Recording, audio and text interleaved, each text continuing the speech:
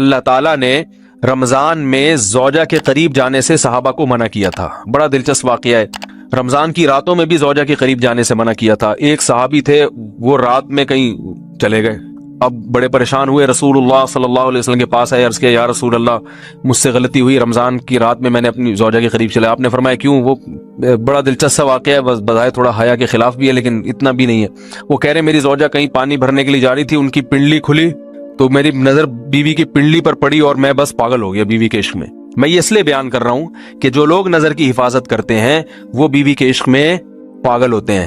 جو دن رات انٹرنیٹ پر پنڈلیاں دیکھتے رہتے ہیں انہیں بیوی کی پنڈلی بھی کیا شکل بھی اچھی نہیں لگتی ان کو. بد نظری کا یہ عذاب ہے, وبال ہے کہ جو اللہ نے گھر میں آپ کے لیے بٹھائی ہے وہ آپ کو اچھی نہیں لگے گی.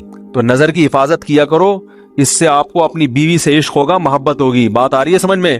تو اب دیکھو کیسا روزے کی حالت ہے. رمضان میں پابندی ہے, اسلام میں حکم تھا جو رمضان میں بیوی سے بستری کرے گا 60 روزے لگاتار رکھنے پڑیں گے. کتنا بڑا جرم, لیکن صحابی سے برداشت نہیں ہوا. صرف زوجہ کے پاؤں پہ نظر پڑی ہے تو وہ کیسے بیوی سے محبت کرتے ہوں گے, اور وہ بیوی کے بغیر رہ سکتے ہوں گے. اور آج لوگوں کے فون آتے ہیں, ہماری بیگم جس میگے جاتی ہے اتنی خوشی ایسا اچھا سا فیل ہوتا ہے, ایسا عجیب سا محسوس ہو رہا ہوتا ہے جیسے آزاد ہو گئے. تو میں کہتا ہوں ظاہر ہے اب تمہیں موقع مل گیا کنڈی لگانے کا, ٹھیک ہے نا, اور آنکھ مٹکے کرنے کا, تو خوش تو ہوگے. تو یہ بھی ایک عذاب ہے جو لبرل لوگ نے جس عذاب میں ڈالا ہوا ہے نا, اس میں عورت کے حقوق نہیں ہے. عورت کے حقوق نظر کی حفاظت میں اور عورت کے پردہ کرنے میں ہے. جب مرد باہر نکلے گا سب پردے میں ہوں گی تو آئے گا کس کے پاس؟ بیگم کے پاس ہی آئے گا. تو اتنے منہ کالا کرنے کے راستے کھول دیے ہیں تو ظاہر ہے پھر کامیاب ازدواجی زندگی نہیں ہوتی. تو نبی کے پاس آئے, عرض کیا یا رسول اللہ میں برداشت نہیں کر پایا. تو آپ مسکرا دیے. تو وہ نبی کے پاس گئے, یا رسول اللہ ایسے ہوا, مجھ سے غلطی ہو گئی. تو آپ نے فرمایا کیوں؟ فرمایا ایسا ہو گیا تھا. تو آپ صلی اللہ علیہ وسلم نے فرمایا 60 روزے رکھو لگاتار. انہوں نے فرمایا ایک کی طاقت نہیں ہے, اس میں یہ ہو گیا 60 کیسے رکھوں گا, نہیں ہے طاقت 60. آپ نے فرمایا ٹھیک ہے پھر 60 غریبوں کو 2 ٹائم کا کھانا کھلاؤ. فرمایا اس کی بھی طاقت بولو بھائی نہیں ہے. اتنے میں ایک صحابی لائے کوئی چیز صدقہ کرنے کے لیے.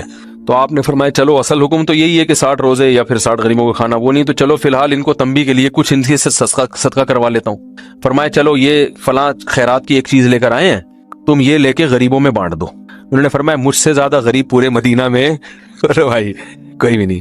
آپ صلی اللہ علیہ وسلم مسکرانے لگے, فرمایا جاؤ کھاؤ اور بچوں کو کھلاؤ. اور بھائی غلطی بھی ہوئی اور گھر میں راشن بھی آ گیا. تو اس کے بعد قرآن کی آیت نازل ہوئی کہ احل لکم لیلۃ الصیام الرفث الی نسائکم ہن لباس لکم وانتم لباس لہن علم اللہ انکم کنتم تختانون انفسکم فتاب علیکم وعفى عنکم فالآن باشروہن وابتغوا ما کتب اللہ لکم. فرمایا اللہ کو پتہ ہے کہ تم اس حکم پر عمل نہیں کر سکتے, لہٰذا رمضان کی راتوں میں تمہیں اپنی بیوی کے پاس جانے کی اجازت ہے, لہذا ان کے پاس جایا کرو اور اس اولاد کو تلاش کرو جو اللہ نے تمہارے مقدر میں لکھ دی ہے.